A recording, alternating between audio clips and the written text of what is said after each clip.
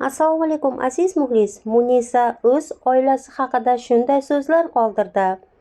Oila bu iliqlik, mehr-muhabbat va samimiy g'amxo'rlik hukm suradigan maskandir.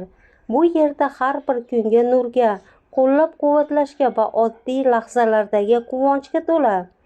Ota-onalik nafaqat mas'uliyat, balki qalblarni abadiy birlashtiradigan buyuk baxtdir.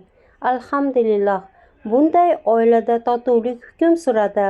Har bir kishi o'zini kerakli, sevimli va cheksiz qadrli deb his qiladi.